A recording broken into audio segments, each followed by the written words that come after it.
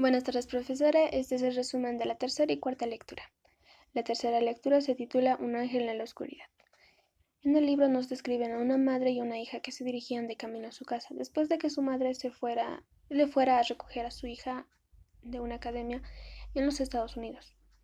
Nos cuenta que ellas partieron una noche y seguidamente ellas no se dieron cuenta que se avecinaba una tormenta de nieve. Poco a poco, al alejarse de la ciudad, se dieron cuenta de lo poco que podían ver, es decir, su visibilidad bajó mucho, ya que la niebla y la tormenta hacían casi imposible ver la carretera. Ellas continuaron su viaje, ya que regresar a la ciudad no era una opción, ya que se encontraban muy lejos. Después de un cierto periodo de tiempo, ellas decidieron cambiar de lugar, es decir, su hija decidió conducir y su madre que se sentara a descansar.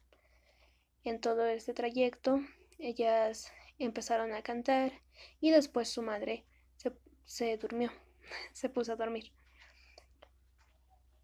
Después de esto, mientras el camino seguía y la visibilidad no mejoraba, ellas dos escuchan una fuerte explosión y se preguntan qué podría ser.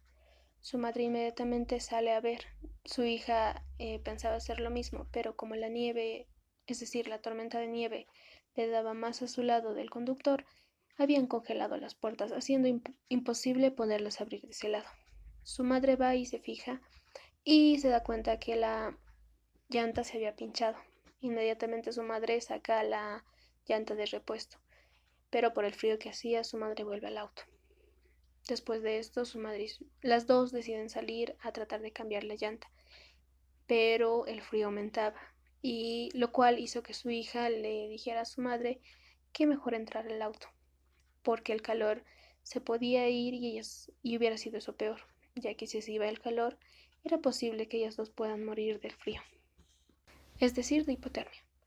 Su hija intentó cambiar la llanta, pero tenía muchas dificultades, ya que al principio no podía poner bien el gato, ya que se resbalaba.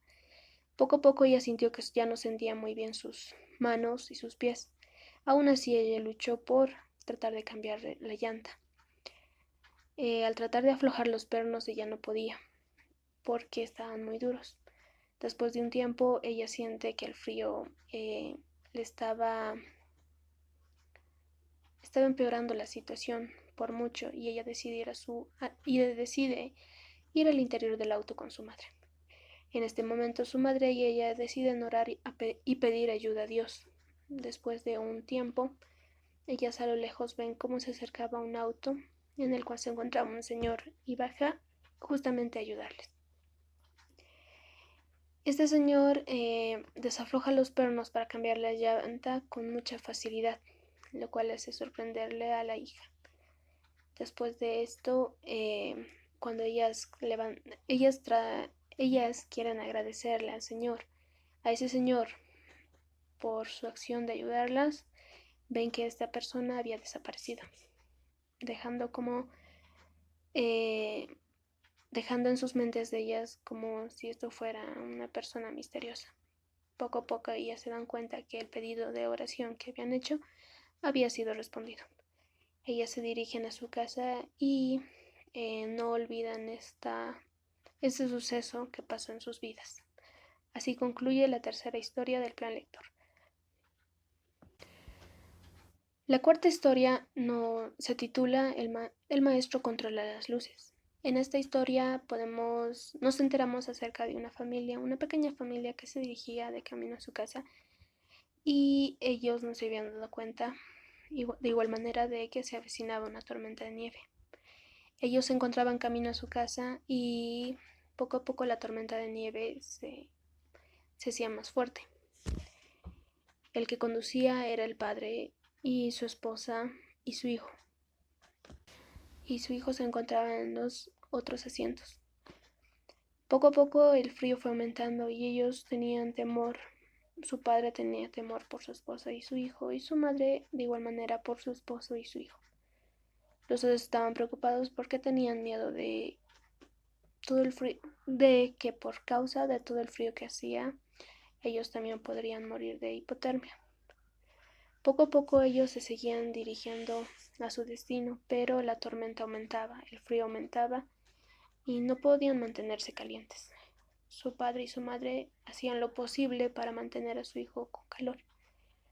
Poco a poco, cuando ellos estaban ya en un camino, no veían a nadie que les pueda brindar ayuda.